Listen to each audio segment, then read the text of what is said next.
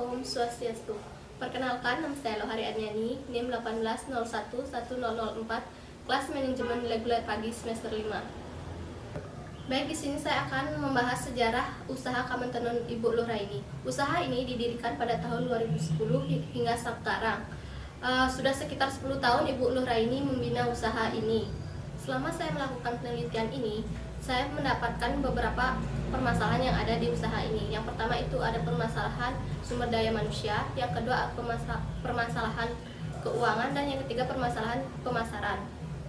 Baik, di sini saya akan menjelaskan permasalahan mitra pada aspek sumber daya manusia. Dilihat dari usaha ini, kebanyakan yang menekuni usaha ini adalah ibu-ibu. Jarang sekali anak muda dan bapak-bapak mau berpartisipasi mengembangkan usaha ini. Solusi yang saya temukan dalam permasalahan mitra di aspek sumber daya manusia yaitu kita harus melakukan pelatihan kewirausahaan selama seminggu kepada generasi muda dan bapak-bapak agar mereka mengetahui bagaimana cara mengembangkan usaha Kamentenun Endek ini agar tetap berjalan. Selanjutnya, kita harus memberikan pelatihan atau pemahaman pada pemilik Kamentenun Endek agar mereka mengetahui teknik-teknik dan kualitas kinerja dalam bekerja untuk memberikan hasil yang maksimal. Kegiatan ini dilakukan selama 4 hari. Permasalahan yang ada dalam aspek pemasaran yaitu selama memasarkan hasil Kamentenun Endek ini, pengrajin belum memasarkan secara maksimal. Pengrajin hanya mengandalkan orang-orang yang ke rumahnya saja untuk mengambil hasil tenun tersebut. Pengrajin tidak memiliki papan nama untuk mempermudah mencari tempat produk Kamentenun Endek ini, sehingga orang mencari produk ini agak susah mencarinya. Solusi yang diberikan dalam permasalahan aspek pemasaran yaitu yang pertama, kita harus memberikan pemahaman tentang internet marketing. Yang kedua itu, kita harus membantu membuatkan akun media sosial seperti Instagram, Facebook, dan lainnya agar konsumen tahu secara detail gimana produk kita. Dan kita akan memasarkannya melalui media sosial tersebut agar konsumen yang lainnya mengetahui tentang produk ini. Selanjutnya, ada permasalahan mitra di bagian aspek keuangan.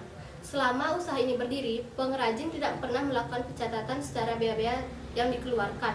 Pengrajin hanya sekedar mencatat secara seadanya dan juga menyesuaikan dengan pengrajin yang lainnya. Solusi yang ditemukan dalam permasalahan aspek keuangan ini, yang pertama itu, kita harus memberikan pemahaman mengenai pembuatan laporan keuangan.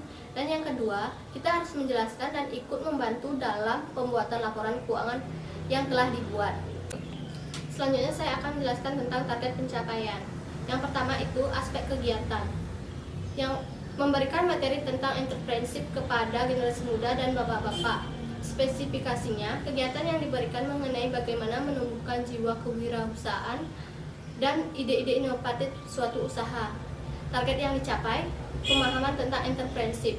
Yang kedua yaitu pemberian materi tentang motivasi dan semangat kerja. Kegiatan yang diberikan mengenai bagaimana dalam bekerja tetap semangat dan termotivasi dalam bekerja. Yang target capaiannya, peningkatan dalam motivasi semangat kerja. Yang ketiga yaitu membuat laporan keuangan. Membuat laporan keuangan sederhana dan target pencapaiannya, mengetahui tingkat laba rugi yang didapatkan. Yang keempat, aspek kegiatannya yaitu pemaparan tentang laporan keuangan. Sedangkan spesifikasinya kegiatan mengenai laporan keuangan. Dan target yang dicapai ini mengenai pemahaman tentang laporan keuangan. Yang kelima, aspek kegiatannya yaitu memberikan materi tentang internet marketing. Spesifikasinya memberikan penjelasan bagaimana melakukan pemasaran pada media sosial. Sedangkan target yang dicapai peningkatan dalam peningkatan internet marketing. Dan yang keenam, aspek kegiatannya pembuatan akun Facebook dan Instagram. Spesifikasinya membantu membuatkan akun Facebook dan Instagram. Sedangkan target yang dicapai yaitu peningkatan dalam pemasaran produk. Dan yang terakhir, ada promosi di bagian aspek kegiatan. Spesifikasinya yaitu membantu melakukan promosi di media sosial. Sedangkan target yang dicapai peningkatan tingkat jangkauan terhadap masyarakat. Selanjutnya saya akan menjelaskan tentang metode pelaksanaan dalam pembinaan UMKM. Yang pertama itu tahap persiapan. Berawal ke sana itu kita memberikan surat izin untuk kita melakukan pembinaan UKM. Selanjutnya, saya dan pemilik usaha melakukan wawancara dan observasi. Yang kedua itu tahap pelaksanaan. Tahap pelaksanaan pembinaan UMKM yang dilaksanakan yaitu memberikan pemahaman kepada generasi muda untuk menumbuhkan jiwa kewirausahaan atau entrepreneurship. Yang kedua, memberikan semangat dan motivasi kepada orang tua agar tetap menekuni usaha ini. Selain untuk perekonomian, juga untuk melestarikan budaya yang diwariskan secara turun-temurun. Yang ketiga, menjelaskan laporan keuangan yang telah dibuat. Yang keempat, memberikan materi tentang internet marketing. Dan yang kelima itu, kita membantu melakukan promosi di semua media sosial seperti Facebook dan Instagram. Selanjutnya, tahap penutup. Pada tahap ini, saya mengucapkan terima kasih kepada pemilik usaha atas kesempatan yang diberikan selama kegiatan pembinaan, kemudian membawa form nilai dan meminta tanda tangan. Selanjutnya yang terakhir, saya akan membahas tentang hasil yang dicapai selama pembinaan UMKM. Yang pertama itu aspek kegiatan, memberikan materi tentang entrepreneurship kepada generasi muda. Kondisi awalnya yaitu banyak anak-anak muda yang tidak berminat menjadi pengrajin kain tenun. Sedangkan pencapaiannya, anak muda paham bahwa menjadi entrepreneur adalah peluang yang besar. Yang kedua yaitu memberikan materi tentang motivasi dan semangat kerja. Kondisi awalnya, pengrajin terkadang susah untuk mencari tenaga untuk membantu menjalankan usahanya. Target pencapaiannya, peningkatan dalam semangat dan motivasi dalam bekerja. Dan yang ketiga, pembuatan laporan keuangan. Kondisi awalnya tidak ada pencatatan seperti laporan keuangan. Sedangkan capaiannya yaitu mengetahui secara rinci biaya-biaya dan pendapatan yang terjadi dalam suatu periode. Dan yang keempat, pemahaman tentang laporan keuangan. Selanjutnya yang keempat, aspek kegiatan, pemaparan tentang laporan keuangan. Kondisi awalnya, pengrajin belum mengetahui apa itu isi laporan. Dan pencapaiannya yaitu pemahaman tentang laporan keuangan. Dan kelima yaitu aspek kegiatannya, memberikan materi tentang internet marketing. Kondisi awalnya, pengrajin belum paham mengenai internet marketing.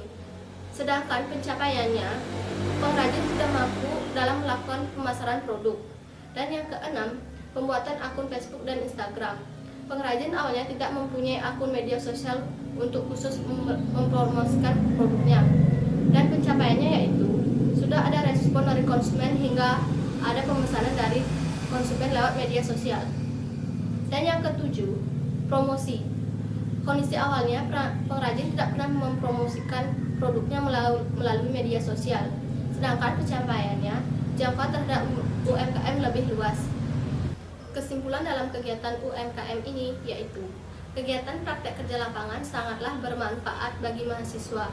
Karena dengan adanya kegiatan tersebut, mahasiswa dapat terjun langsung untuk melihat UMKM yang berada di sekitar kita.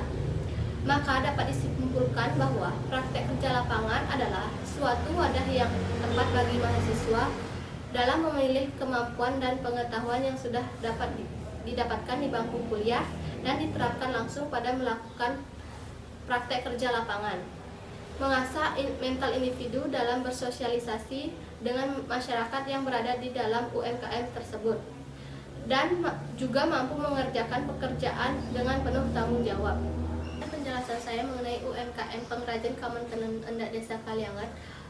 Jika ada kesalahan pada saat saya menjelaskan, saya mohon maaf dan saya tutup dengan para santi. Oh, santi, santi, santi, oh.